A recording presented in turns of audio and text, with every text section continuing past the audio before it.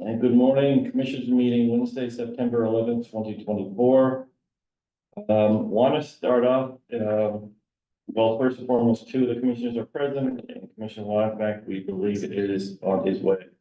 Wanted to start today, but you'll notice that at a certain time today, the alarm will go off on Davis's phone, and at that point, if it's okay, we'll take a moment of silence for remembering that this is the 23rd year from the September 11th attacks, and just go from there, if that's all right with all of you.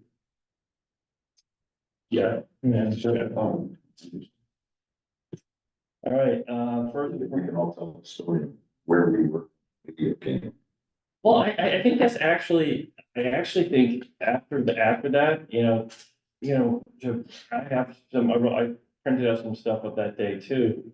But also, yeah, I think it is important to remember where you were that day, because it shook everybody to look up in the sky and see no air travel was, I mean, the sky was clear and there was nothing there. I've never witnessed that. I don't know about you, but I've never witnessed that. Oh, no, since the aviation began. Yeah. So, all right, so we're gonna move on to public comments. I always offer, do you have a public comment? I do not. Okay, and I don't see anybody else on, so I'm gonna move on to department heads. Carol, you got anything for us today aside from the schedule? Which we won't have. So, We be doing it today, actually. And Cheryl, you're muted. you mean this? Oh, I thought you meant that. So, no, I don't have anything. Obviously, when you start talking about the budget schedule, just as an update, the TAN paperwork will be, originally, I thought it was gonna be available for today. But it will be available for next Wednesday to be signing. So, is there any concerns about, either of you being available at next Wednesday's meeting? I'll be here. Okay, Terry, will you be here next Wednesday? Yes, ma'am. Okay, I just need to make sure there's a majority, so, Okay, we have it. perfect. Thank you. Okay, moving on, we have an agenda item that's not gonna be needed to be done at this point until next week. So we have nothing else but my report, is that correct? Department. Oh, I'm sorry. Are you here for a reason? I am for a change, just a brief. Okay, I'm sorry. That's, so briefly, you'll remember that we've been involved in a process of trying to become accredited, our medical services department, through the National Commission on Correctional Healthcare. Goes back about a year or more. We just received notice that we were granted provisional accreditation, which is the highest expectation that we had following their most recent site visit about 2 months ago. There are roughly 150 standards in the whole process. About half are non-essential, half are essential. The long and short of it is all but 5 standards we were found to be in compliance with. And the 5 that we weren't were mostly partial compliance items.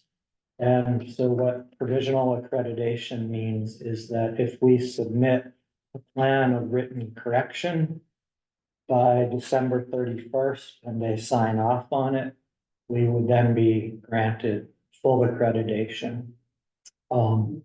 It's really a tremendous achievement. Regardless, as I've said, whether we ultimately get there and we have a certificate or the pat on the back of accreditation, we've already gained a huge amount from it because we now understand the standards very well, and we're operating, as you can hear, virtually within them, and it just gives me tremendous confidence about our medical services department and how we do things, to know that we are up to par on that. At a time when we see more and more medically complex and challenging inmates come through our doors, so. Becca Van Kirk deserves the lion's share of credit for this whole process. She and I will be meeting today, actually, to just make sure that we can meet those standards, and do a plan of correction.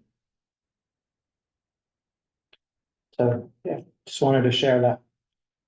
Okay, well, thank you very much, and thank you for the great work, and please, I would ask that if we're up here at some point down the road and, you want to have Becca come in so that you can give her the recognition during this time too, I think that would be nice too.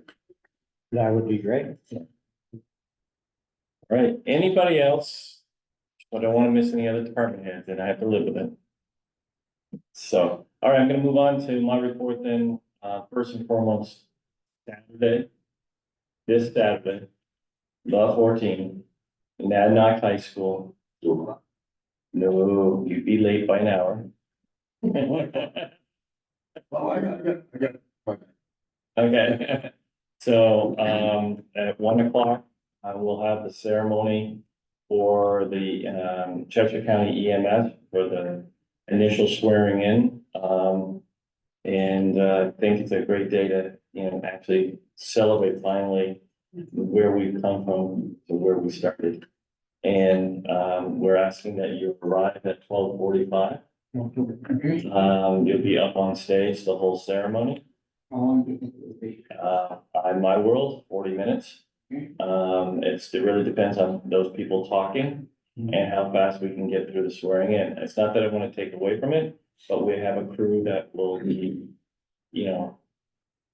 right now we have Keen backing us up. We have, Winchester backing us up during the ceremony. Fitzwell and Troy, I think we're still waiting to hear. One other ambulance is coming.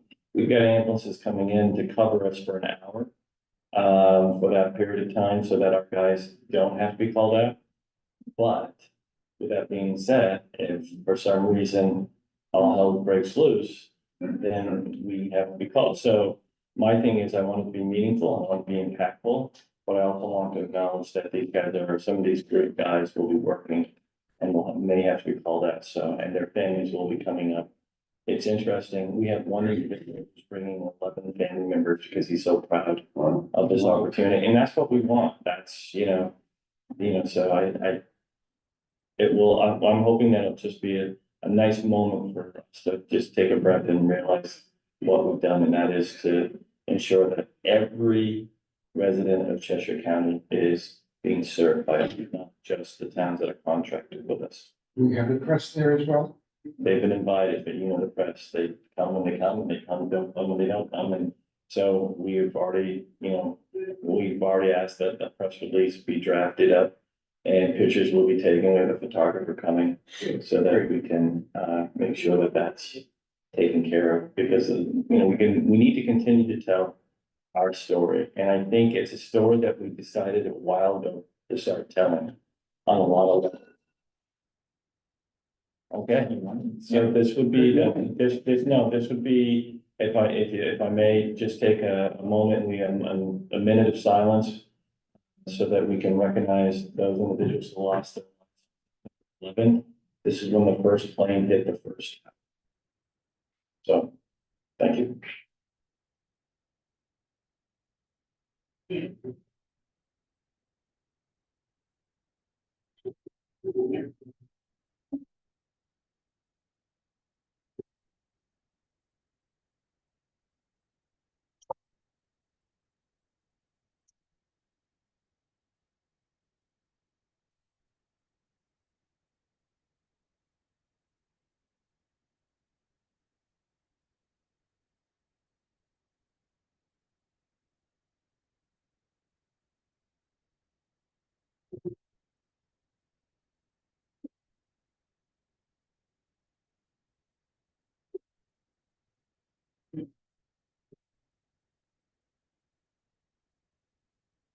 Thank you.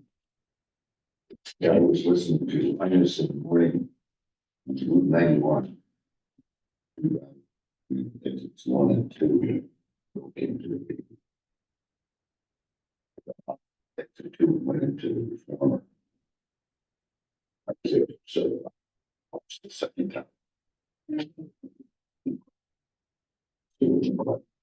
Yeah, I was in, Unbelievable, I mean, this.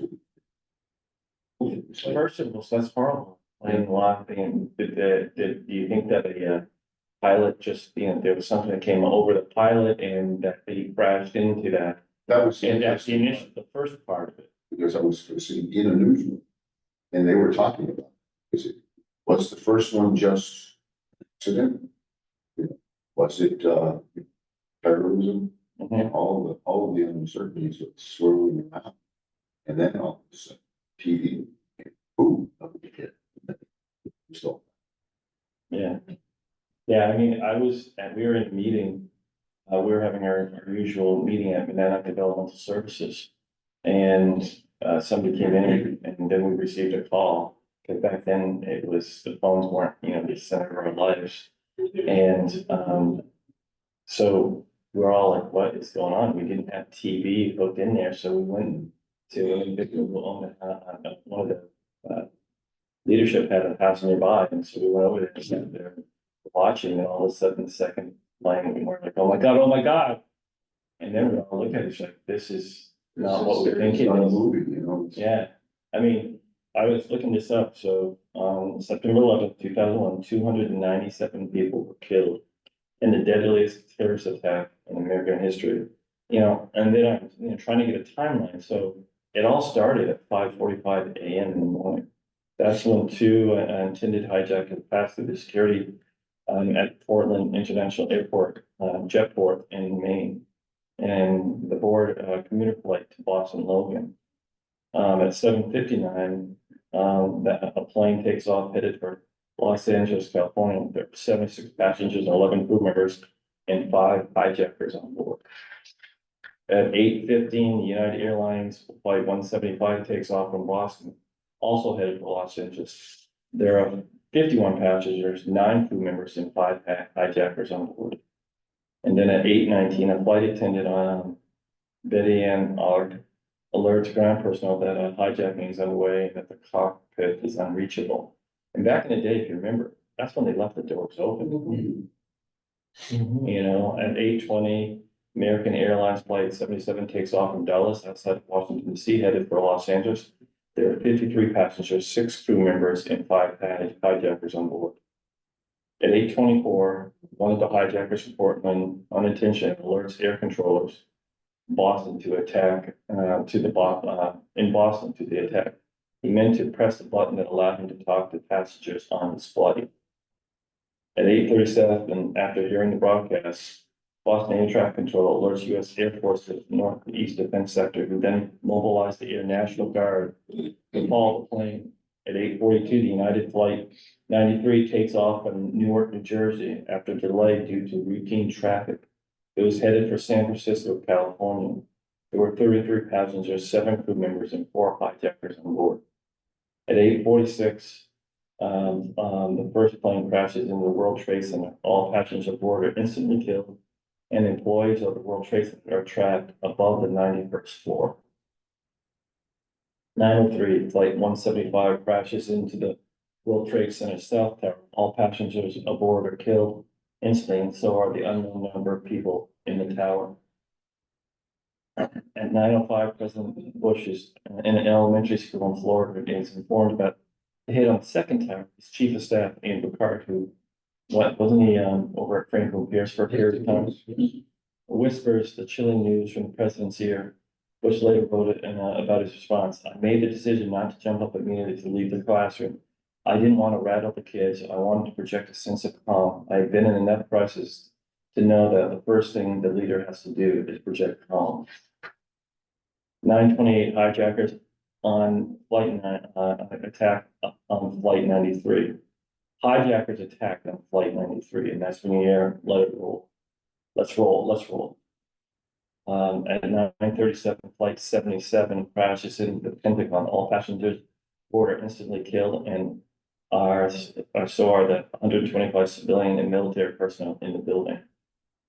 9:45, the US airspace is shut down under Operation Yellow Ribbon. All civilian aircraft are ordered to land at the nearest airport.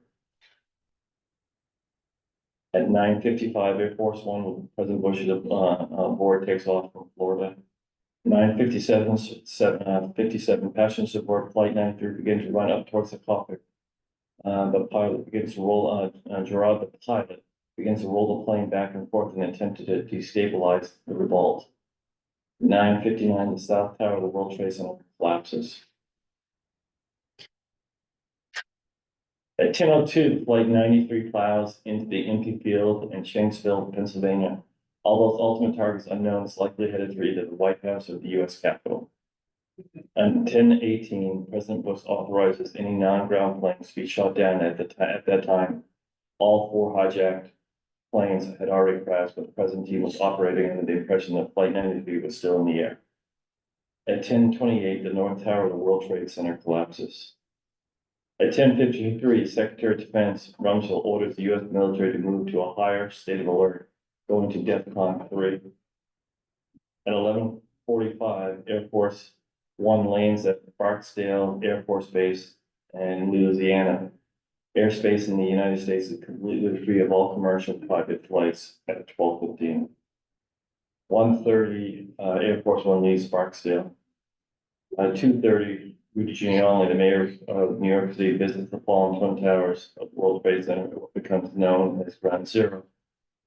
At 3 o'clock, Air Force One lands at Offutt Air Force Base in Nebraska, and President Bush is immediately taken to a security bunker that is capable of withstanding a nuclear attack. At 4:30, Air Force One leaves Offutt, Nebraska, and heads towards the Andrews Air Force Base near Washington, D.C. At 5:30 p.m., Building 7 of the World Trade Center collapses. And I think people forget that there was 3 buildings that collapsed that day, and 2 others that were taken down, because they were so badly damaged. And at 8:30, the president addresses the nation. That was 8:30 p.m. Yeah, yeah. I was at Monadnock Family Services. We had a senior management meeting that morning, and I hadn't heard anything going into it. But I remember Ken Jew saying,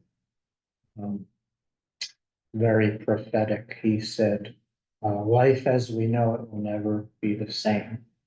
And I didn't appreciate that at the time, Yeah. the scope of it, and it was very, very true, right? Yeah. In many ways. Well, I think the other thing that a lot of people, when that building's collapsed, you knew people were in there. I remember, everybody in the room just weeping. But then I was like, what do I say to my daughter about this world that she's growing up into and what has happened today? And it was, a lot of parents felt the same thing, is how do we spin it? Do you spin it? Do you tell the truth? Do you, what do you do? It was, so I remember when wife ended up going home early, I ended up going home early, and also how do you address your staff? Because they're shaking, and they don't know what's going on. So it was horrific in so many different ways. And we're on the outside looking in, but those people that were running out of the towers, those people that were trapped in love, that couldn't get out. Jumped out of the towers. He was watching people Couldn't jump jump. out and could not realize. Yeah, Is that a person? Is that a person? yeah, Wow. yeah, we're like, in one image, they said with people gathering at the top, and it's like, are they gonna get a helicopter in there or something like that? And it was like, no, what do? Your clock is ticking and there's nothing you can do about it. And then those individuals that survived and the towers collapsed and how they survived is beyond me. And what is forgotten, and I applaud, I know John Stewart is, political on many levels, but he has fought tirelessly along with the unions in New York City for all those individuals that went in that day and have some level of cancer due to whatever came out of that. I mean, you are the good doctors. All that were built in the 60s, and that was before UPA. Yeah, Right. so you knew that there was a lot of asbestos, all kinds of other things. Yeah. And it all turned to dust, Right. and it swirled throughout, I don't know, probably the whole of Manhattan. But another thing, I think it struck everyone, is that the preparedness, all of the emergency rooms, all staffed. They were all ready to go. Waiting for survivors. None came in. Yeah. None came in, it was, wow, that must have been eerie. Yeah. But you mean, and think about that, you've seen the faces 100 times with the firefighters, the police officers. The individuals that were walking out, their faces are white, with this dust. And, I watched one of the Senate hearings when they were asking for more money for the individuals, for the, for the fighting can, and the individual said, the suffering I've had, I think I would have been more fortunate to die that day. And, I would have, not had the experiences with my family kind of thing, but it's like, it was ingested into me. It was, I had no, it's interesting. They have I was watching TV this morning and they have a picture of a fire truck, a ladder truck going across the George Washington Bridge. And you can see the guys hanging crossing the bridge heading towards this. And none of them survived. They said it was 15 minutes later, all. Yeah. Just knowing that they're going up, not knowing that there's a chance that they're not coming back down, but they have to get those people out. And you've all seen this. You've seen the documentary, where they're inside and they have a command center inside, and you hear this bang, bang, bang, and it's people jumping, hitting the roofs. And it's just like, it just was like, yeah, I think, and there was an individual that was killed by body coming down. I mean, yeah, it was crazy, just horrific day. David, how old were you at the time and what do you remember? I was only 3 or 4. Yeah, I don't remember much. Actually, I remember learning about. We watched those videos of people jumping. I was very young, actually. They're still really fresh in people's minds. So, Yeah. Well, I just hope that anybody that's listening continues those conversations too, because it's a day to honor those that gave their lives. And a day for them to us remember those innocent lives, all of them that were lost. Just doing their jobs, going to work in the towers. And they weren't coming home. Yeah. All right. I'm gonna keep moving on. Thanks for doing that. Yes. Yeah. One other thing about the, swearing in of the EMS staff. We don't usually wear suits and ties to the meeting. Should we for that? I would say We're not so. at the stage, we should. Yeah, I'll be wearing this. Alrighty, so yes, again, 12:45, and there will be some level of food afterwards that you can enjoy. Jack, I'll be emceeing. Jack will be speaking, Dan will be speaking. Representative Beaton will be speaking, Rick Bosnick will be speaking, and the chief will be speaking, Chief Nimmer. And then we'll get right into the minutes. We're doing back. They're gonna be sworn in. Gonna be the chief by himself, because there's only one chief. The deputy chiefs are gonna be, the 2 of them will be sworn in, the 4 captains will be, and then shifts. will be after that. Okay, 8 rounds, it would be It's 26. so you're close. Okay, You're right. I circled. If I take the I difference, circled. yeah. So, that will be a good day. And it's supposed to be nice. Just so you know, I continue to have the conversation with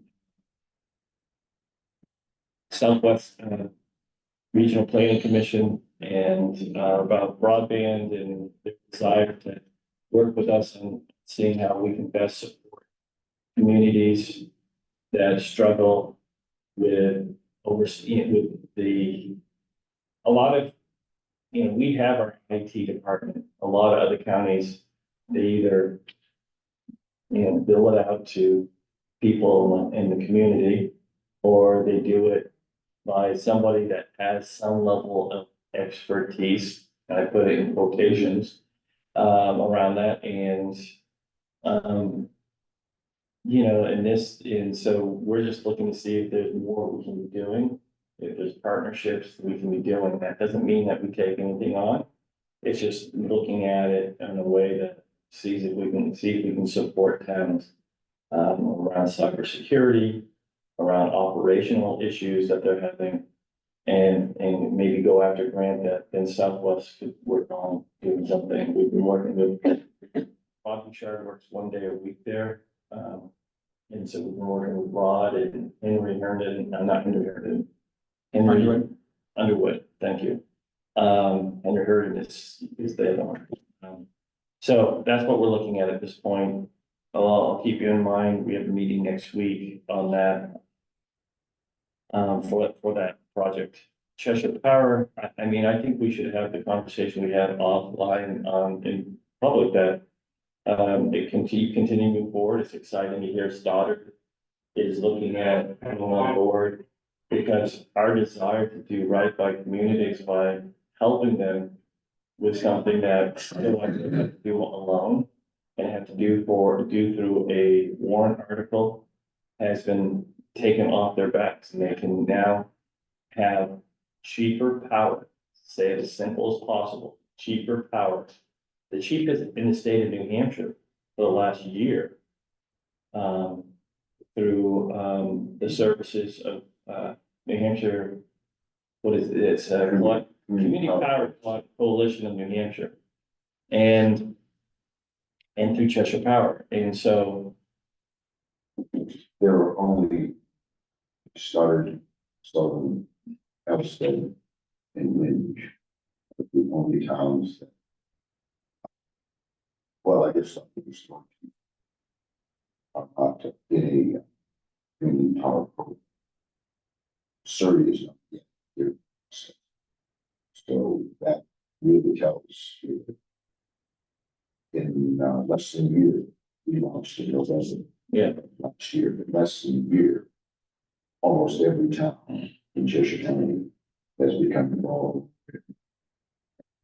in committees, they have joined us, seen the value in community power. Merrimack County is starting in earnest. We just had a meeting. Very positive.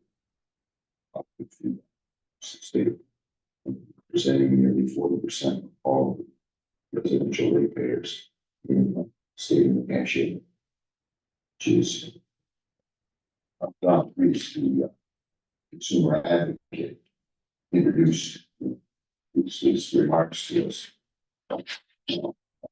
Welcome to the largest utility. We had to correct it, we're only the second one, we're still buying. So Mhm. it was very much.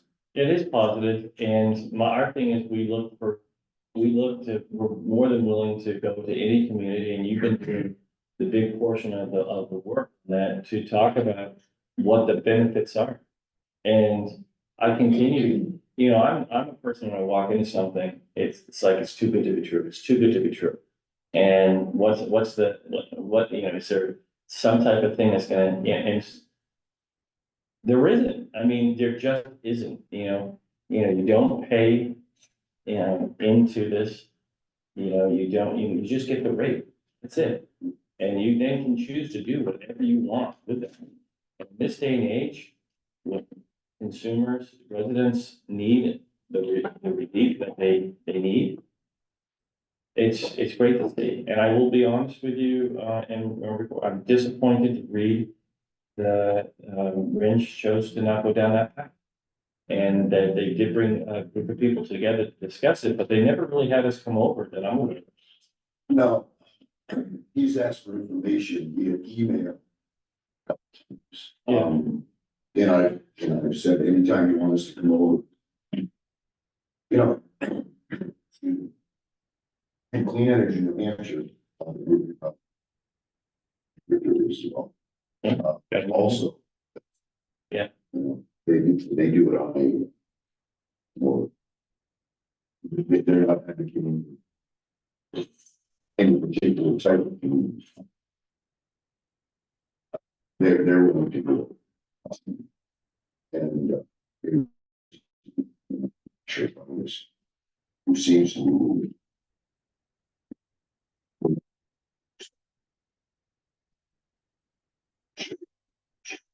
Yeah, and my thing is it's twofold. What we're finding is. You know, with the continued increases that Source is putting on us, especially when it comes to the distribution costs that they tag on to every energy bill. Us keeping the bills low is at least neutralizing the increase. Yeah. At the least, it's neutralizing the increases. And on some levels, it's saving money. And like I said, I've seen a significant decrease. And even with the months when I was using the splits we put in for cooling and heating in the summer months, I didn't see the big jump that I saw, when, a year ago when I was using it more of the winter heat, and it was on just as long as the same period of time. And so, again, our goal is to help communities, and in doing so, helping citizens, that are finding that there's a crunch out there on a lot of different things. And this was an avenue for us to say, we can help you that. We can make it simpler for you. You don't have to put a warrant article. You can have 2 public sessions to really make sure the community understands it. And if the board after that feels confident, then that process can begin, and you can bring it forward. And so you're at 9, I believe, communities currently. There are a few in October that are going to be joining. I know that there are a few that signed 3-year contracts that are looking forward to those contracts to end because they know. Well, that's something that we have to, talk about is that several communities who have 3-year contracts that have stayed above even the utility rate.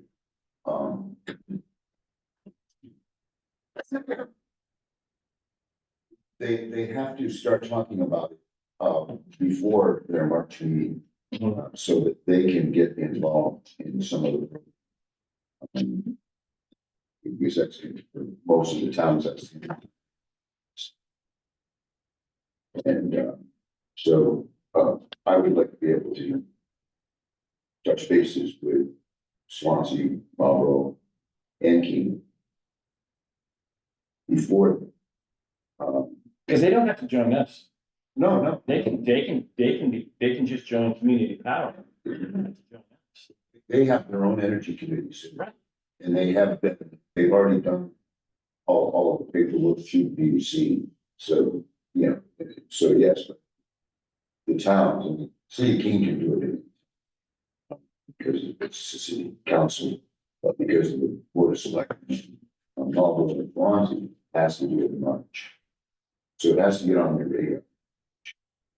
So that they can bring it to the public and actually decide.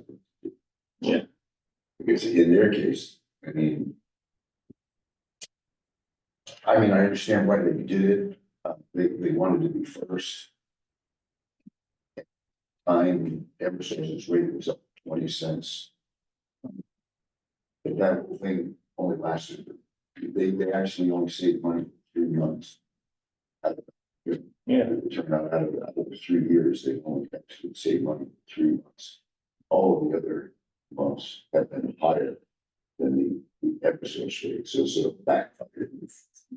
Yeah, and it's a shame because again, The 30-month thing is really risky. and ours is every 6 months, the rate is looked at and a new rate is put in place. And so, yeah, So I'm gonna move on, but thank you. I think we should, I bring it up at every meeting because I think we need to just continue to educate as best we can the community that this is the opportunity. And it goes back to everything that we've been trying to do overall when it comes to educating the community. We're out there constantly trying to make sure people know what county government's about. And I think that's important. We're now up to what? Is this week the 7th episode that we've taped? Will be 7th episode of County Conversations. And that's one aspect. The other thing is we're fighting for finding people for work. So if we don't put ourselves out there, people don't know what we're doing, that we have 500 employees, that there are opportunities here. They may not even think about us for looking for a job opportunity, but if we're on the radio, if we are sponsoring events, if we're doing things and they see us everywhere, that's just educating the community, that the county is an opportunity where you could have great employment. And that is our tactic when we're out there. It's not anything more than telling our story, making people aware and controlling the narrative so that people understand that, this is what we do and this is why we need you. And I think that rolls right into this weekend. We were one of the sponsors for the Sentinel's 225th birthday. And it was a great weekend. And if you look at it, and the weekend before was the music festival and arts in the park. And this past week was Sentinel, and on Sundays at the Pride Festival. And then on the 28th, I think, is the International Festival. Here in Keene, there's the Pickle Festival. Is that this weekend? Soon, it was just. Yeah, and that's always a great festival that's going into something bigger. And there's all these other towns that are having different type of events, some smaller, some bigger, whatever it may be.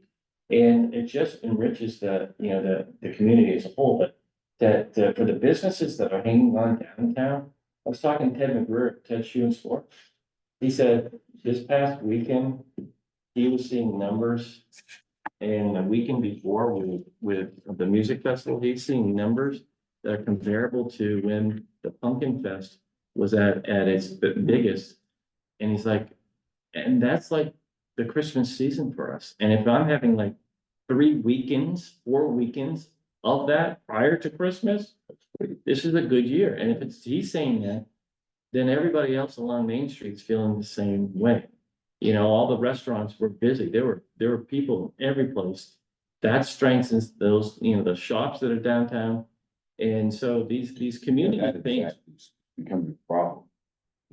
We have date night every Friday night. And we have to avoid downtown because you can't get in there. You have to make a reservation a day or two ahead of time. Yeah, no, I get it. Or you do what I do, and that on Friday at 5 o'clock, you walk down to fireworks, you walk in the door and you claim the table before everybody gets going. And you tell your wife, this is where I am, So, or you go out and sit go to stage and say table outside, and there's usually 2 or 3 that are available. Is that, you're the reason they put those signs up that? Yeah. We need to turn these things over? Yeah. She'll be here shortly. It's been 2 hours, Chris. Yeah. But it's going to be challenging in a couple of years when the downtown infrastructure construction is going on. And that'll be a couple of years when half the road will be closed. And It will be interesting. In the long run, I think it's a benefit. But I also don't understand why construction takes so long. Maybe it's me, but I think when I was younger, construction used to take a shorter period of time. I have no idea why it takes so long. And they say it's because, like when they dig up the street, you gotta, you're putting everything underneath and not above anymore. And so you gotta line everybody up to do it all at once. Yeah, you really don't see the progress until the end of the project. Yeah, then all of a sudden it's like, Yeah. cool, it's done. Oh, okay. So, but neither here nor there. So it was a great thing for us. We had multiple stories. our seal was everywhere you could believe. We were mentioned multiple times on the radio. And again, it's about just putting us out there so people know we're there.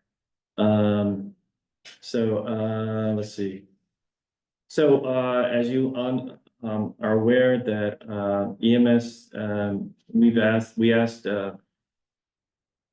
Dan Eaton, chair of the delegation here, to put together, an 8-member committee for the EMS committee. And that's meeting October 7th at 10 a.m. just so that we can talk to them, and you'll hear prior. It's not October 7th. Yeah, yes, it is. Yeah, right. We'll present to you prior to what we're presenting, but just to show how we're looking at how we're going to, moving forward, how we're going to pay for the EMS services. And it's been interesting. I don't know, can you show the WMER film that was last night about Exeter Hospital discontinuing its ALS ambulance service, Exeter Hospital. So, Wow. That's a recording.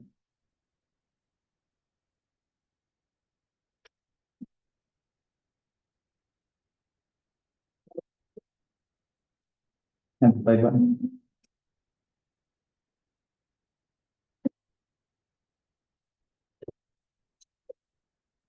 okay, so now it's not available. Is there an article Well, or anything?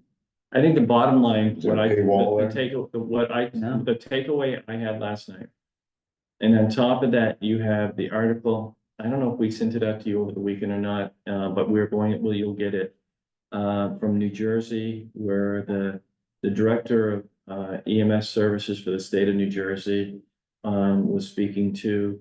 And I'll get to that article in a second. And then yesterday, there was an article about 3 towns that came together and the ambulance service that's now falling apart there. And so the ALS service that was in Exeter Hospital, they're discontinuing that due to low rates of pay coming in. They can't afford to continue that service. And so now that is meaning that there's no paramedic level service in the region. And that means what it means is twofold. It means now all those other services are that need it aren't going to have that resource. So that puts people at risk. That's one. 2 is that the EMS that they're just there's lack of service. It puts more pressure on the municipalities then. And that means those communities are going to be taxed at a higher level because you're going to have to add ambulances. And That's always been Keene's problem. Yeah. Because the Keene taxpayers actually have to fund fire. In the police department that services so many of the other towns without reimbursement. right. So it's just, but it's all about funding again.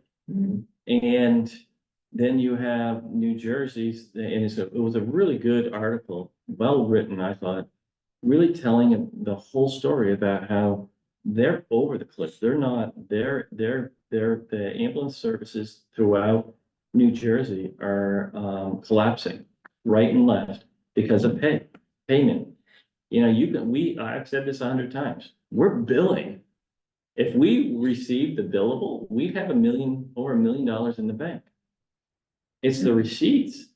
And it's one of the reasons why we met with the officials. You were at that meeting in Tampa to really see if we can get a combined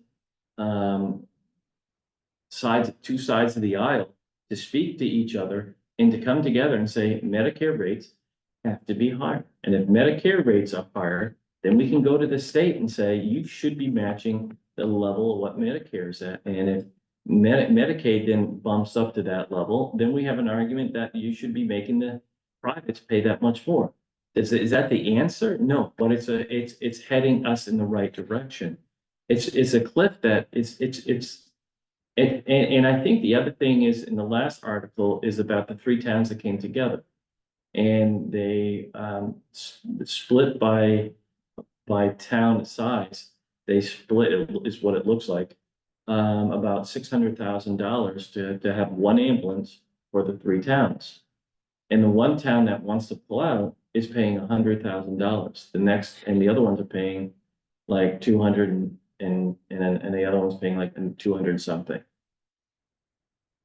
And they're saying it's because we only had like 10 people use the ambulance last year. It's never about the usage, it's about the readiness. And that's what people need to understand. You know, when I tell the story about when we transport somebody from Cheshire Hospital to Lebanon, and well, let's just say, you know, because in Ringe, and maybe they only had, 15 people or 20 people transferred. And they're like, well, why should we have to pay for something? It's because it's a readiness fee for your people when they need to be transferred because they need a higher level of care. You know, they need a STEMI, they need whatever it meant, and those are the conversations. Right, and it's the same, it's because Cheryl was part of this way back in the day. When we went to Fitzwilliam one time and we talked about our services, and they were like, why do we need to be paying for the Department of Corrections? We don't have anybody there currently. And it's like, but when you do, we need to have. Yeah, it's a readiness fee for everything we do. There's a readiness fee. You know, if you're a 911 town, you're contracting us for a 911 service. But there's other services that we're doing that makes the whole system work. You know, if our 911s can't go to the hospital because they now blocked it off because they don't have any emergency beds, they don't have any rooms there, and that's happened over at Monadnock. Where if you're an ambulance person, there's a certain word for it, and can't remember what it is, but you can't bring the person there. You have to go to either Cheshire or some other hospital. And those things really happen. And so it is important for us, for the care of the individual that needs it, to be able to transport them, but also sometimes to move them so they have bedrooms for other people to come in. And it's the same for the hospital. When we go up and we take somebody back to bring them back here, it's the same thing up there. They need the room up there too. It's all the systems all works that way. And we just need to continue to tell that story that you can contract us for here, but these services need to be also at the same time. And that means the hospital too. And they know that. They know they need to be paying for those ambulances too. And the backups need to be paying for the readiness fee to come in. If we've been in the city of Keene over 150 times, 160 times, then we need to, that there needs to be a level of readiness. If we're in Troy, Fitzwilliam, if we're in Winchester, there needs to be a level of readiness so that we can support them.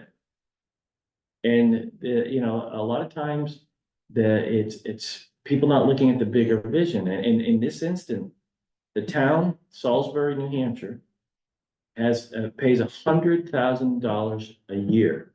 In this day and age, that is nothing. And they're the ones that are complaining and throwing it into chaos. And it's one of the reasons why Merrimack wants to come down and take a look at our model. And so it's going to be interesting, but Salisbury has opened a door because they're going to look at other alternatives. And I'm sorry, I'm going to be hard pressed to believe that there's going to be something that may be cheaper. And if it is, what level of quality service is it? And so, and it creates hard feelings and all that. That's not my point. It's all about care. When somebody needs it for whatever reason, we're there. And the other thing is why create a wheelchair service and partner with a private company, lift them up, give them more power to do the service, and it has dramatically. And what does that do? An ambulance would be going to those calls. And so that 911 would be stretched because we're going to do a wheelchair service And so that's why it's important. It's a continuum of care. And that's what it has to be all the time. So, so that's parts of the story that we're gonna be telling the delegation as a whole. They're gonna get this information ahead of time. Hopefully, we can get that film somehow and hide it someplace. And so we can, and show it, because it was just, you know, it's the hospital, the last thing is they showed a thing and about the hospital saying why, and it's everything we've been talking about. In the article from the New Jersey, it's everything we've been talking about. It's not about the level of the quality of service. Quality of service, in Cheshire EMS is outstanding. I got something here today from, Cheshire, from kudos to Cheshire EMS medics. Cheshire EMS, brought in a patient today from Swansea. Daniel, the medic, and his partner team did an amazing job and saved the patient's life. Patients had multiple bee stings, a hugely swollen face, when, you know, was having a hard time breathing. He got all the meds, had 3 IM epis, push dose epi and epi drip, and really had nothing left to accept it. And they had nothing to do when he got to the hospital to accept and admit him as a patient. And he was stable on arrival. And the facial swelling had gone down. They also had to bag this patient for 10 minutes and show that it was mighty difficult because his body of his swelling. He would have died. These are the stories that are happening all. Yeah, that's happening all the time. And those are the things that are important for people to understand. People don't think about this. First and foremost, they're willing to pay for police care, law enforcement, for the most part, in most towns do. Yeah, and they're wanting to pay on some levels for having fire apparatus in their trucks. A lot of them have, and I've never understood this, their own highway departments, trucks and everything. I don't know why towns that are right next to each other couldn't like come together and share costs and just say, on this day, I'm gonna need it, on that, or for a week, I'm gonna need it this week, do you know, kind of thing. But I'm probably not thinking straight. But EMS is no different. It's no different. You need a level of care. That's it. And EMS is probably, you know, hopefully when a fire happens, you can get out of your house and the firefighters can come in and do what they need to do. EMS is usually, yeah, simple as that. And we shouldn't treat it any differently than we do any other service out there. And sometimes because it's lumped together with fire service, which, you know, should it be its own separate, you know, someday that may happen. Until then, we just need to fund it on a level that meets the need. In a lot of towns and Keene's numbers is stark. I mean, the fire department, we call it the fire department. When only, you know, less than a quarter of their calls are fires. It should be emergency response. Yeah. Or yeah, something, it you know. should, you know, Yeah, and not to say it doesn't have anything to do with fire. Not really a fire. yes. Yeah. Yeah. So just some conversation to have at some point. Next week, Don Bliss will be presenting to us an update on, he's been working with the EMS department on the strategic plan, moving out a year, 2 years and 5 years. And where we are, where we're gonna be. We need to have that, really to have a true vision on how we're gonna be moving forward. This is something we talked about a year ago. It's been going on for about now, I'd say about 5 months. And so they're pretty close to being, you know, done. I know you've been part of those conversations. Yeah. I've tried to stay out of the conversation. A lot of times if I go into those meetings, they're looking for me to talk and I want them to be talking about what they know it better than me. It doesn't mean I'm not in it. I'm not talking down on a regular basis around it. And it's not that I won't dive in at the end and ask a lot of questions, but I want them to really build the strategic plan. And I want it to come from the chief, the deputy chiefs. We've got Davis, and we've got some other people from the department on there represented, and going from there. What percent of Don's time is he spending working in Cheshire? Very little. Yeah, very little. It's just down to this strategic plan Okay, and some level of supervision once a month with our chief, just to continue to, he brings some other chiefs together and just support him as he develops. And Chad certainly seems to be doing a great job. So, want to give you some good news. The Connected Families, New Hampshire, the program headed up by Dennis Kelka. They applied for a SAMHSA grant. And were notified last week that they received the grant. The grant is 4 million years, Nice. so it's $1 million a year. And to continue to do the work that they've been working and continue to evolve that work. I'll have Dennis at some point come in and talk to it a little bit more, and Suzanne talk But about they're it. gonna be stand. Well, they're already expanding. Yeah, because they're turning a profit anyway. Right? They're doing well in the revenues they're bringing in to help offset taxes. Mhm. Yes. That's how we phrase it. But they should be recognized because again, what's their work? Their work is a program where they go in, they work with families who have children with high risk of out of district placement. Out of district placement from school, public school settings. You know, where DCY for somebody might be involved, they may be court ordered, whatever. And they go in and they work with the families. You know, the schools a lot of times have the kids in a rhythm at school. When they go home, the parents need support, the child needs support. So they're working with the family in the home. They're also coordinating that with the school and advocating with the schools around needs. And it keeps these young people, for the most part, in their communities. Why is that important? It's important for the child. It's important for the family to have that child involved, but have it in a structured environment. It's also, a lot of times you'll see that when it comes to the schools, people go to war. I remember this happened in Marlow a few years back where people were upset because there was family had a child or two, I can't remember, that were in out of district placement. It was like a $300,000 addition to the taxes. Because it's, you know, if a lot of times it's not just about sending somebody to a school and for the day, it's residential too. So the school may cost anywhere between 70 to 120 to $200,000, and then residential may cost 70 to 120 to $200,000, and all of a sudden, you know, that's a huge bill for a community. And so it was pitting neighbor against neighbor. It's pitting the siblings against each other that live in the same time. I mean, it just was, you know, problematic on that level too. And so if we can help across the board, but especially the individual, then maybe, and I've always said this, and I say it probably too often, but it's a continuum of care. This program is important because these kids are at risk of being our drug court candidates, our corrections facilities candidates, our, you know, sheriff's department issue, you know, truancy or whatever, individuals. And it tends to break a cycle.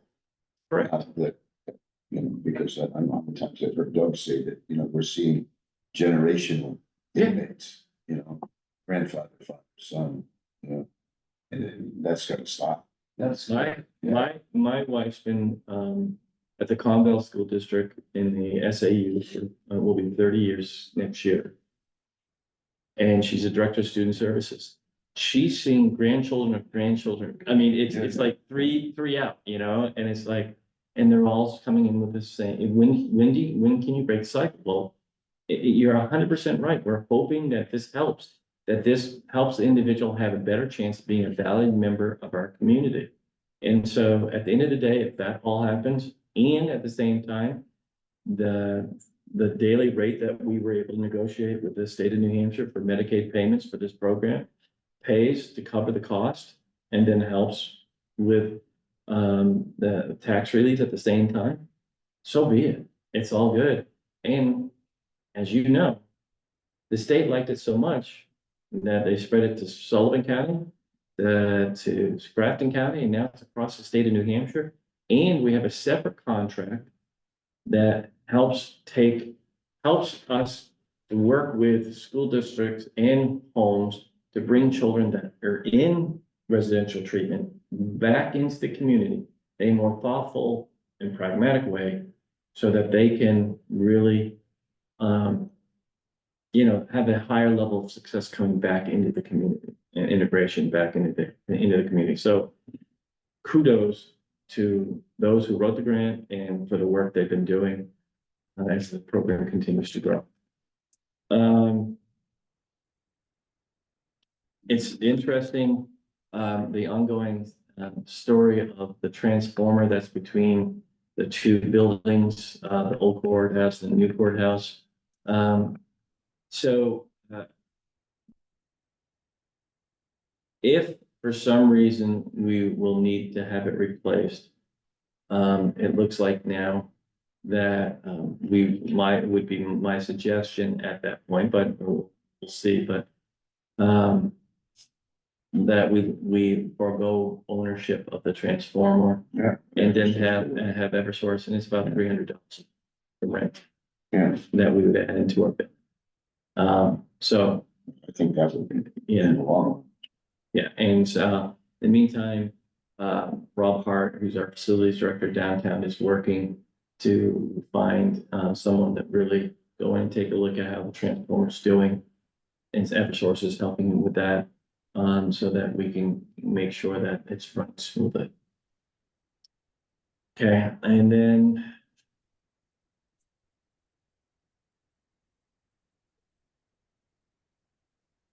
so two things. One is community discussion for Keene School District. I was asked by Rob Malay, as you probably heard, there was a suicide at Keene High School. It was all around bullying. Bullying is an issue across the country. Social media, I mean, you see it on adult level, you see it in the schools. But it was a middle school, a child that took her life. And so they're having a community discussion. I believe it's 25th, at 6:30 at Keene Middle School. And they've asked that, we attend. When I say we, I'm bringing Eli Rivera. As you know, we do, the sheriff's department does truancy for the Keene School District. We get paid for that.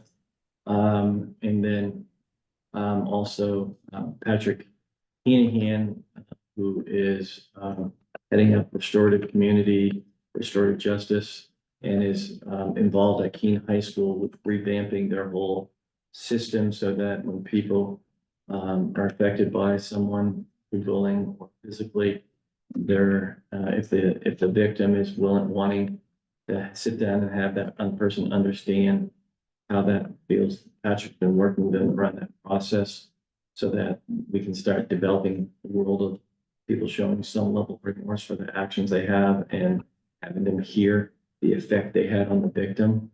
And then of course, Dennis Kelpat in Connected Families, New Hampshire. So all of us will be attending that. And you're more than welcome to come with us and meet with us. Yeah. It's important to have this, especially you. I have a question. I mean, I just thought it was being so early in the school year. That, might there not have been some other courses that were involved with that child? There's Maybe always, maybe at home, or maybe. there's always more to the story than in any situation that we're not privy to. But what I do know, because of my wife and her work she does, they've had, I think, multiple suicides over the last 5-6 years, sadly. And there's protocols around bullying. There's only so much you can do. There's only so much that the Department of Ed and under the current commissioner, who's really taken some of the ability of school districts to be able to consequence students for their behaviors out of the hands of the public schools. So that's been really, but it's also at the same time, a lot of this happens outside of school. A lot of this happens on social media. And then continues in. But if a student brings something that happens on the outside into the school, then it becomes part of the school that needs to address. There's, there's a lot that goes on in this, and it's never easy. It's never easy. And it drives home a lot of feelings for a lot of people that reflect on their own bullying experiences and their own. So somebody said to me, this is not a win situation for anybody. This is not anything but more than a lot of people feeling a lot of pain around this situation because for that family, for that child, but also bringing back some of the whole memories for them. And in this day and age, we see it all the time ourselves, sitting in this room. We see this all the time. You may have an opinion about something, and innocently you put something up, and for no reason, out of the blue, somebody it tags it into something else, and it's nothing to do with it, and it happens all the time because they're sitting behind a keyboard and they have strength that way, and it's been an open door of ability to be able to think it's okay to say whatever you think you need to say. It's wrong. And I think Pandora's box was open a while ago, and I don't ever see it closing. What was the manner of suicide? Hanging. Hey, Jack. I didn't, yeah, I wish you were there. Male or female? Young girl. Middle school. Yeah. And where did she do it? In her home, upstairs in her bedroom. Oh, so it didn't happen at school. No. Oh, okay. Yeah. Oh, very sad. Yeah. Very sad. And then last but not least is Commissioner's budget review schedule. So we put together, and thank you, Cheryl, for this. We put together a schedule of budget review for the commissioners. I will give you a copy of this, take it with you, but also I'm going to read off the dates. Monday, October 25th, 2024, 9 o'clock to 1 p.m. I'm sorry, that should be Friday. I That's didn't what- change. We were trying to do Oh, Monday. that's right. You're right. That should say Friday. the All right, start again then. Yeah, so Cheryl, what is the Friday would be the 22nd? 25th is correct. It just should say Friday, October 20th. Okay, Friday, October 25th, and I'll have these official next week then. 9 to 1 o'clock. Then Wednesday, October 30th, 2024, 10:30 to 2. So that would be immediately following the commissioners meeting. Yeah.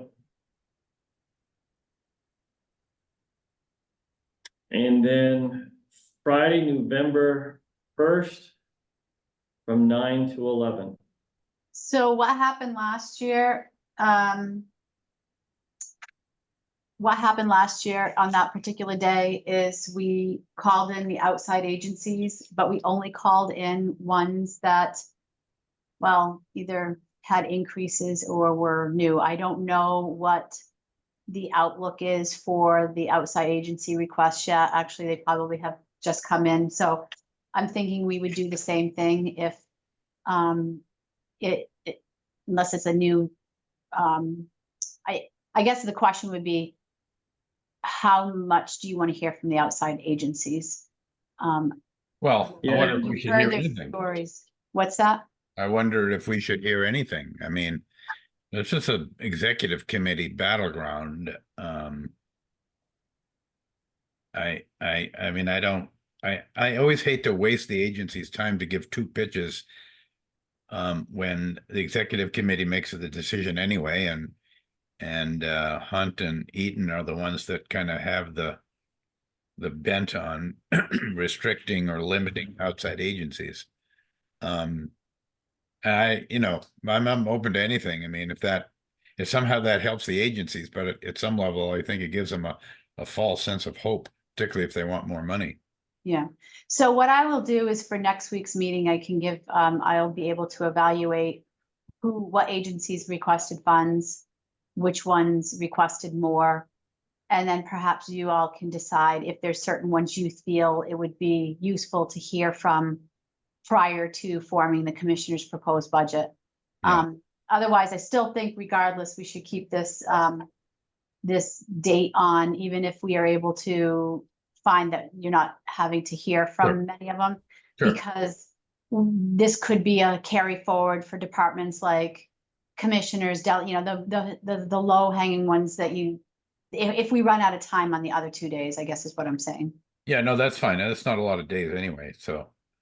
Yeah, and it's, and we can also use that as a somewhat of a wrap up, as in questions you may have, though, that we can then have come back at a later date, on another Wednesday, and answer any of the questions that you may have coming out of that budget. Yeah, Without- from there, there's, I mean, we typically need to get this budget wrapped up. Probably the week of the 18th. Even on our end, and then, so it really only gives us, and then we've got the NHAC conference. Although we can always be talking about the budget, certainly there if we needed to, but, Yeah, I think we should we be able. really have to have this wrapped up by I'd say before. the 15th, so that during the week of the 18th, we can be internally in this department getting everything finalized to produce the commissioner's proposed budget. Yeah. Because we have been last year, and I just mimicked the dates, kind of. We had to adjust one from what we did last year, and even last year, we pushed the commissioner's proposed budget reviews off later. But there's a lot coming through, so it's helpful on this end to be able to pull it all together. So would we kind of limit our detailed review of the department budgets to the changes and the increases to keep it moving? I mean, I think what would be important is that the budget reviews stick to the budget reviews and not necessarily having to hear what the departments are. I mean, I hope by now you all know what the departments do. And that it is really sticking to the changes and or questions that you may see that's obvious that, you may question why, I know this isn't a change, but why do you need it? You've only spent $5 this year, right? Things like that. Just your own observations of things, if you feel like you're just questioning the ongoing need of something. is there any interest or thought, without interfering with the efficiency of the process, to invite Claudia and Rick, since one of them will be owning this budget, or is it too soon for that? Well, they're all public meetings. These will be posted. Davis will have to be posting them, so anyone can come and listen to these budget reviews. So absolutely. Okay. All right. At the moment, those dates work for me. Okay. And we'll have them by Zoom too, if need be, Jeff. Yeah. Yeah, my schedule's ticking up somewhat Yeah, here. unexpectedly, but Thank God you're gonna become the treasurer, right? yeah, I know it really. Were you worried? Were you worried last night? No. An outside primary candidate coming out of nowhere to challenge you on the Democratic side? If you lose an uncontested race to a write-in, I'd say your political career is over. Where do you see these results? Just out of curiosity. Well, On Facebook. of course, I see them Okay. in the ticker tape, but ultimately the Sentinel and others will be publishing them. Yeah. Not today, though. That's what they said last night online. They said that. MUR. MUR has it, And yeah. then some towns post their numbers on their Facebooks. or My- on their my- websites. My one question I have is in Rockingham, Tom Tuberella won last night, but did the other commissioner, Brian? Oh, can't I think know. of his last name.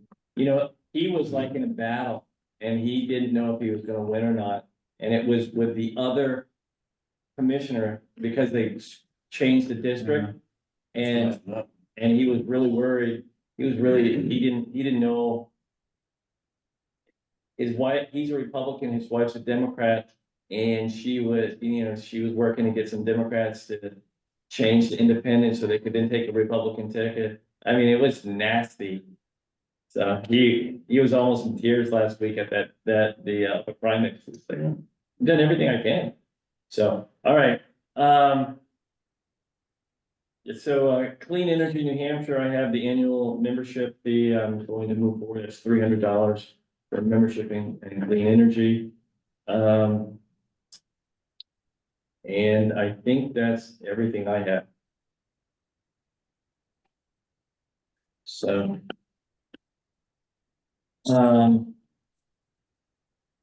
Just looking for, here it is.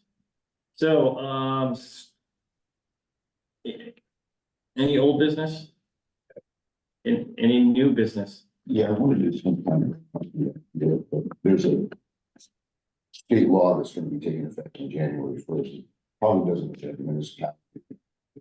It has to do with composting solid waste and or generators that are certain capacity.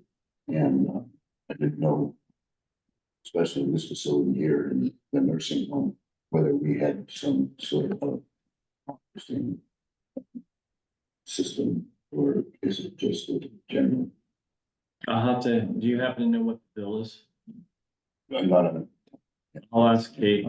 Yeah, and I'll ask Kate too. If there's something we have to follow, then. well, I'm sure it may not, because most bills don't have, authority over other, government Mhm. to actually apply. Yeah. But being that, especially this legislature, if they thought, that's the bill. Yeah, I've always thought it was something that was important anyway. But we ought to at least consider whether or not we could. yeah. Okay, hey, Jack, we had a conversation before you were on in reference to, in WMUR reporting last night that Exeter Hospital is discontinuing its ALS service in that Oh, really? region. Yeah, Wow. that, I sent you the New Jersey article. That, that was about the director of EMS services for the state of New Jersey is saying that, the same thing that we're saying. It was, or no, you sent it to me. Yeah, I did. Yeah, and so, and then we have the Concord Monitor last night talking about the situation in Merrimack. And that it's all around us, and it all comes down to payment. And that you can have the highest level of billing, and yeah, Exeter Hospital it came down to Medicare is not, the rates aren't, we're not receiving the level of rates we need to be able to continue this program. And but then it's now the ripple effect of that is now everybody's gonna scramble to have a paramedic level service that they need, that they've been utilizing the Exeter Hospital. And, Kingston was in a crisis. Everybody's like, what do we do now? So this is just gonna continue to evolve until people understand that the rates that are paying are putting all of this service in crisis to the point where it's all collapsing. So we have that video. We're gonna try to get it out to people. What I see, we don't need to discuss it here, but I'm not really sure what's going on in Merrimack. I wasn't aware of what Exeter Hospital was doing, but Yeah, I mean, clearly, Cheshire continues to lose money, even though they try to stretch themselves. I'm sure Exeter is a privately owned hospital, aren't they? Corporate, like HCA, Hospital Corporations of America. I believe so. I believe you're correct. And so, they don't have the same, I don't know, suggesting they don't have the same public opportunity to subsidize endlessly services that at large measure are public services funded by taxes. It's a showdown because the commercial insurers obviously would love to see it treated as same as the fire service, and that it's simply a taxable thing. They don't like EMS being characterized as part of the healthcare system that they have to provide coverage for, which is why they do it so reluctantly. They're forcing the issue onto the taxpayer at great cost to operations. As we know, there's at least a half a dozen volunteer nonprofit ambulance entities that have gone out of business. Yeah, we'd have to actually kind of look at some projections to see whether the private commercial insurers would alter that, or whether we're just locked in with Medicare and Medicaid as the principal downfall. And those are numbers that are much more difficult to deal with, and that's, of course, increases the pressure to fund it through tax dollars. So, if we go down the tax dollar route, the commercial insurers are going to be pretty happy. But at the end of the day, what's the percentage that they cover anyway? 8% of calls, something like that, 10% maybe. And I don't know if that's going to be, even if they tripled their rates, I don't know if it would be enough to save most of the operating issues that EMS pre-hospital care faces. I don't know. But at the end of the day, somebody's got to pay for it. Says here that the hospital has been even warned of closure. Just repeat that. You broke up a little bit. Well, I was just looking at the article, and the fire chief was complaining that the hospital didn't give very much warning that they were going to close the ALS system. And so they're scrambling. Well, I can certainly appreciate that, and that's not. Unfortunately, it's a pattern, isn't it? That's exactly what Deluzio did. Yeah, I was going to say that. They gave virtually no notice. They decided on a Sunday night, and on Monday morning, everybody was scrambling. And Tuesday they closed. Yeah. And on Thursday, prior Thursday, the Swansea town administrator had reached out to and talked to Bob Deluzio and said, "We're hearing rumors that you guys are closing." And he's like, "No, that's not true. Yeah, We're going to be here for years and years." And it's public record because he put it in the public record that he had that conversation. And that by Saturday, we were hearing clearly, we were starting to get all kinds of rumors. And by Sunday, it was a definite. By Monday, it was announced. By Tuesday, they were done. It might be worth, I have no idea how the election is going to go. Aside from the fact that I was at the polls from 6 in the morning until 11 at night. I have no idea. I have no idea how everybody's results went. But I wonder if it's worth a conversation with the incoming governor, whoever they are, and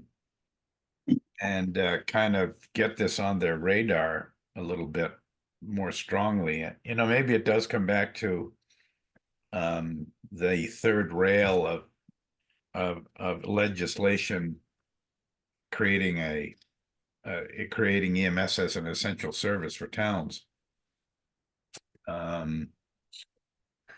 Yeah. Neither route is easy, whether it's the private insurers or tax dollars, but there's not many other options.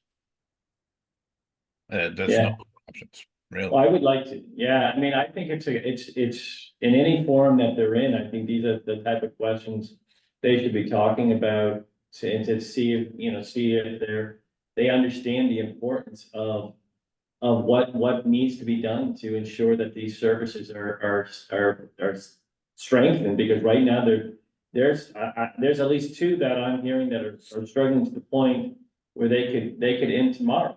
And I'm not talking about our area, but I know of some in our area that are struggling. So, I mean, it's only gonna get worse, and people are gonna die because there's not services.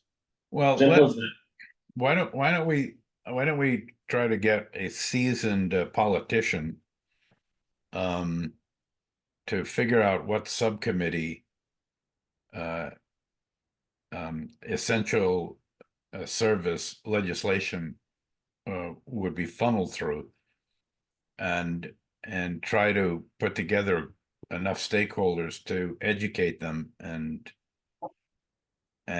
Should that be an ambulance association thing that they work with some people to create something to get this done? well, I think it should be equally weighted with public providers, fire and EMS and mayors, because ultimately, so this might be the New Hampshire Municipal Association. Yeah, yeah, Because ultimately, the taxpayers have to warm up to it enough and be open to it and recognize the crisis we're in. It could be that the ambulance association or us or Justin, help tee it up how much of a crisis this is, but it would strike me that enough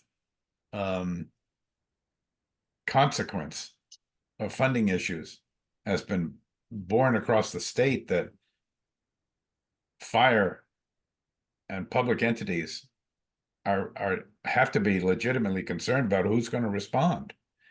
And fire folks are great for tapping on the door of the taxpayer to fund stuff. And so, the timing might actually be better for essential service legislation now than it was, say, 10 years ago or 5 years ago, even.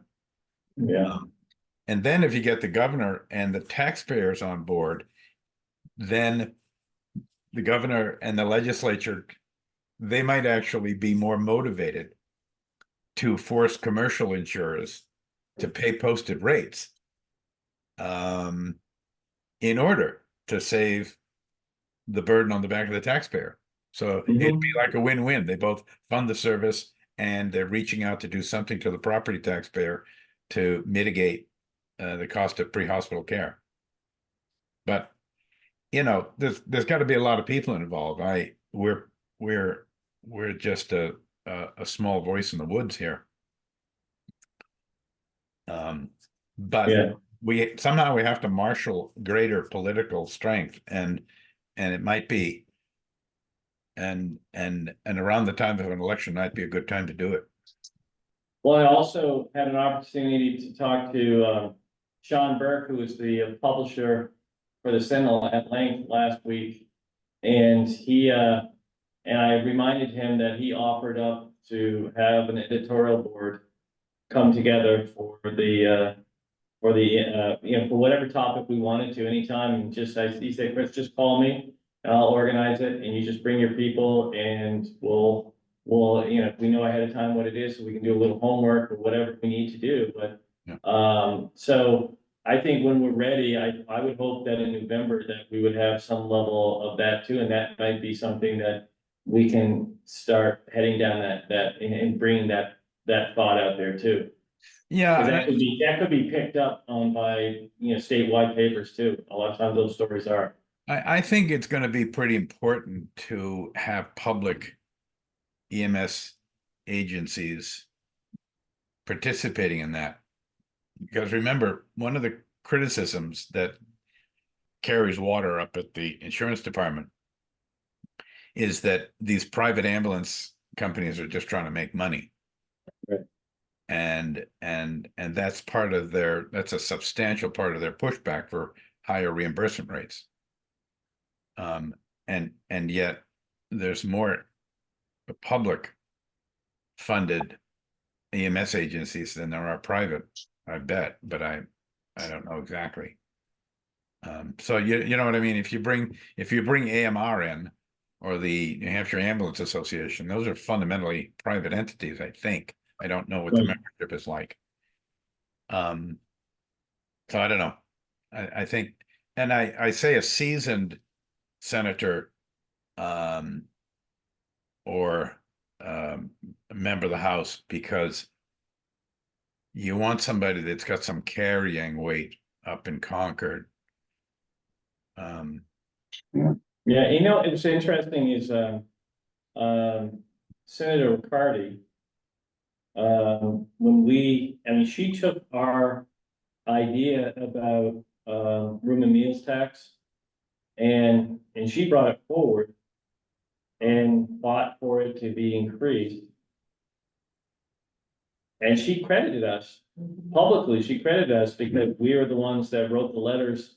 We were the ones that she was on the Zoom call saying that you guys have all these unfunded mandates that that you had, asked us to put a pension plan together, has everybody under one pension plan, that you pay 32% of that cost or 35% of that cost, brought it back to 22%, then brought it down to nothing. And that affected not just the city or the county, but the school districts too. So it was a triple effect across the board of impact. And for each of it, it was about, I think the city king was a little bit higher at 800,000, but it was like a $750,000 impact to the county and another 750,000. You put all that together. And that hurts. And it doesn't go away. It's a yearly thing with yearly increases. So you're paying that constantly, and that's because the state walked away. And that's why we always say, when the state says they have a balanced budget, we always say, but what does that mean to us? Right. Because all we know is that it's gonna be, whatever the balanced budget is gonna be passed down to the cities, the towns, the counties, and the schools. That's how they do it. No new taxes. No, because we're throwing it all down to you to bump up your taxes because of what you're doing to us. Right. So, all right. Prentice might be a good person to have this conversation. Yeah, I mean, we just need to strategize and get people with more political power than we've got to suggest how we have a conversation. Find somebody brave enough to introduce legislation and then and then figure out what committee it should go to. I don't know if it'd be Health and Human Services or Public Safety. I don't know. I don't know. yeah, I would know. I don't know. I don't know if it'd be public safety. It might go to more than one. Yeah, because everything ends up at finance. Yeah, at some point, but it goes to other places But first. what committee is it gonna have? Success initially Yeah, that's what I'm saying. to get it. Right. Or, yeah, right. Well, All right, I'll think about that and strategize a little about that. are there pieces of legislation that occasionally get discussed through a joint committee because of a topical spillover from one to another? Do you know? But it can be, but what I understand is that is determined on at the time and not prior.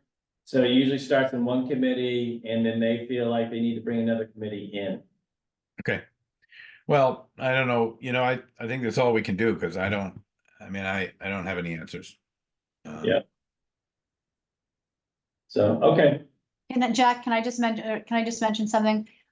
Next Wednesday, I'm not sure if are gonna be here or, it doesn't necessarily have to be at the commissioners meeting, but we'll be signing the TAN paperwork. I'll just let you know when it's available. You can just decide if you are available to sign. If not, both Terry and Bob will be available and we only need a majority anyhow. Yeah, next Wednesday I have a mandatory wastewater and sewer kickoff meeting up in Meredith at 9:30. But I can when will the documents be ready? I will let you know when they're ready. That's what I'll do is, so what essentially happens now is I get them emailed, and when I get them emailed, I print them all off, tagged all up for signatures. So I'll let you know when they're available. Okay. And if you are available, you can stop in. Otherwise I'll be bringing them to next Wednesday's meeting to get the rest of the Yeah, commission. because I'll be back. I'll be back Wednesday evening, and I'll be around Thursday. So Okay. that'd be the same day as the meeting. So. Okay. Yeah. All right. We'll figure it out. Okay. So, seeing no other new business, then the consent agenda item, vote to accept the weekly manifest and minutes of September 2024. Second. Okay, any questions? Seeing none, Commissioner Wasmac, I, Commissioner England. Aye. And Commissioner Clark. Yes. Okay, calendar, anything changes, I've given you a lot of new dates, but just remind everybody, Jack, you were here earlier. No later than 12:45 on Saturday, and right, you are speaking. are you gonna draft something up for me to say? You said you were gonna Never give me been some, a lack of words. you said you were gonna give me some, you said you were gonna give me some talking points. Okay, I'll talk to the chief just to make sure you can feed off him. All Yeah. right, thank you. Yeah, All right. I presume he's gonna speak. But I don't know. I mean, tell me is there an agenda? There is an agenda and it's pretty tight, actually. It's pretty good. So I'm gonna MC it. I'm gonna roll through it as best I can. And so it would be, you're speaking, Dan's speaking, and, Chad is closing. And then we do swearing in. Okay. All right. So, And what time did you say? 12:45? we start at 1 o'clock, so no later than 12:45 to be there. You're up on stage the whole time. Okay, And you're doing the the two commissioners are gonna get up. I mean, the three commissioners are gonna get up. You're gonna walk over where Chad is. The two commissioners are gonna take a step back from where you are. You're gonna step forward and you're gonna give Chad the oath of office or oath of department chief. And, then from there, you guys can take a step back and stand on the stage, but Chad will then do the oath for the deputy chiefs, the captains, and then each shift. okay. And is there a particular oath that you've chosen? Chief has got that all taken care of. That's in his thing, and you'll have it ahead of time, so you'll have something to be reading off of. Okay. All We're right. also wearing suits and ties, Jack. Okay, I'll rent one. Remember how to tie a tie. Get the clip on. I'll make one up out of an old rag. So I think that's it, and I'll see hopefully by the end of the day, we can get some thoughts on what you should be saying. Yeah. There's something. It's 3 to 5 minute type thing. It's not like an hour. Understand. Yeah, I understand. so my thing is more thanking everybody. All right, So, I'll think about it. and, aside from that, really just a motion to adjourn and we're good. I so move. Was there a non-public or 2 or 3 that I saw listed? There were some, we've been putting those down because, but there's really nothing to talk about at this point. Okay, But if you could just stay on for a second, that would be great. all right. Commissioner Wasmac, Yes, say aye. Commissioner England, Aye. Commissioner Clark. Okay, thank you.